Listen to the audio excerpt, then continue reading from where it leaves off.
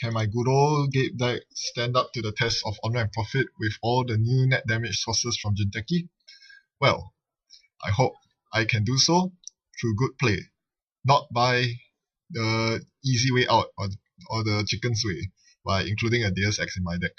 So, here's my Gabe deck, and I'm playing against Tennin Institute. So, my first click, I normally never do this. You only see this in Andromeda, where they want to clear the hand on their first click, first turn. But because this is Tennin Institute, I want to Dirty Laundry Archive, so he cannot activate his ability. Then I perform the standard opening against Jinteki. I mean, considering that I only have one York in my entire deck, being able to open like this is a rarity, but it so happened to be the case in quite a few of my Gabe games, so I'm pretty lucky here. So I get my York and Ferry out, which should get through most servers. So now, since I've planned Assault in hand, it's going, and it's going to be an indexing. I bet that's not a barrier. Am I right? Yes, I'm right. It's a Yagura, so York goes through. And I get to see 2 clone retirements, 2 June bugs, and a hedge fund. The June bugs bug me, literally, because they make running any face down advanced card very dangerous. So I instantly score the 2 clone retirements, which is huge. This gives me 2 bad puck to play around with, and it deactivates any NAPD contracts he might have.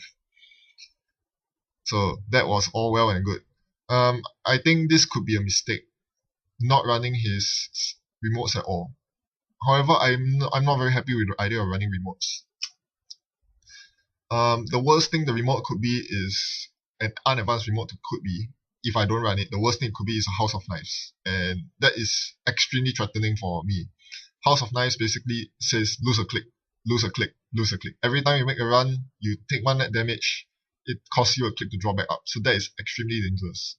I need to be aware of that when I'm playing against most Jinteki decks, not to let them score a House of Knives. Anyway, I scored a Philotic Entanglement. Very, very lucky there. My first, because he knew that I figured that he knew that I wasn't going to bother with his remotes, so he thought he could sneak a quick, fast one on me by laying 2 more remotes down. I would have checked both either way, and it just so happened that the first one happened to be this gender, so I left the second one alone. He installed a card, I'm assuming it's a Junebug, because that's what he draws from indexing. Right now, none of them have advancement tokens. Oh, yes. Last click, I didn't run at all. Last click, I was busy clicking for credits. So now he gets 1 advancement token on a random something. I have no idea what that is. But I highly doubt that the first 2 are agendas, because if they were, he would have scored it immediately. The one at the end, I'm not sure what it is either, but it's probably a trap. The one in the middle is definitely a Junebug. So I'm not going to bother wasting my time there.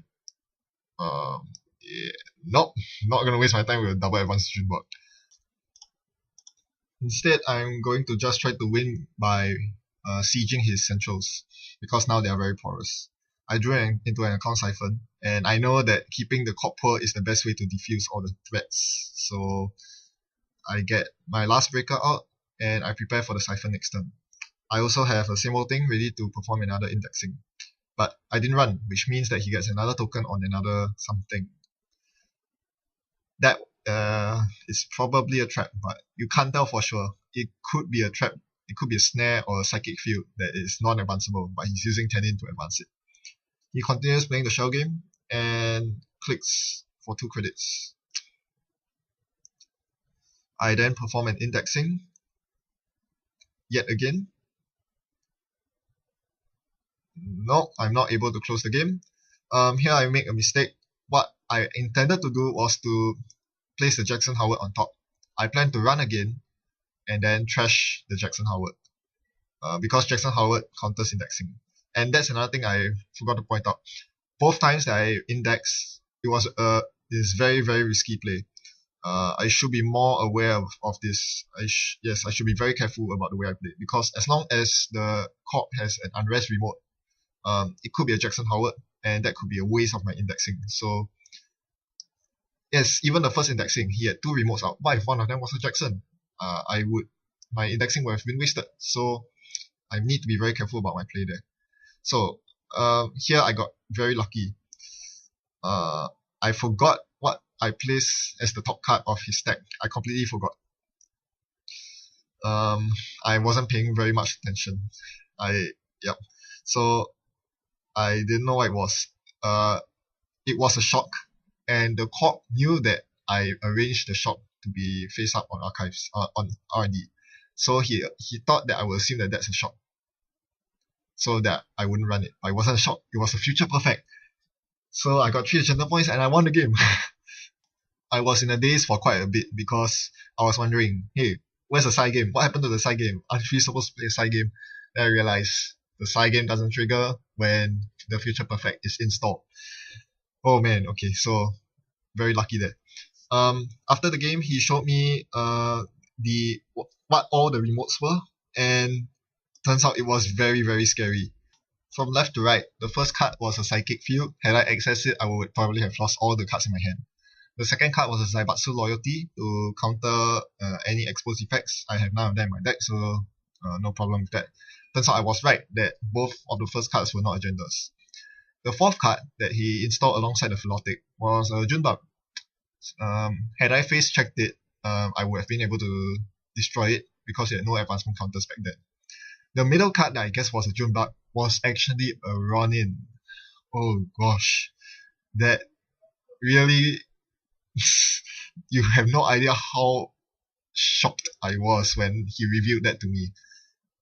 If I think I would have been careless enough to lose the game in the next few turns. Had I not won the game there, I would have lost quite easily because I wasn't expecting a Ronin. And I was playing with very few cards in my hand throughout the entire game, with but like 1 or 2 cards in my hand. I was thinking to myself, there's no way he would flatline me with 3 Neuro EMPs. No one plays Neuro EMPs nowadays. But Ronin can easily spell doom for me, and it very, very, very nearly did. Another reason why I don't want to keep a handful of cards is because I would risk losing less running into Komainu and Psychic Field, both of which are very valid threats. And losing 4 or 5 cards from hand is really, really undesirable for me. On the other hand, as you can see, running with less than 3 cards in hand, I mean ending your turn with less than 3 cards in hand, or less than 5 actually, considering that Chairman Hero causes you to reduce your hand size by 2, puts you at a very, very precarious spot. So another thing I learned, against Jinteki, win as quickly as you can. You need to outspeed Jinteki if you don't want to suffer the consequence of these really, really nasty, awful traps.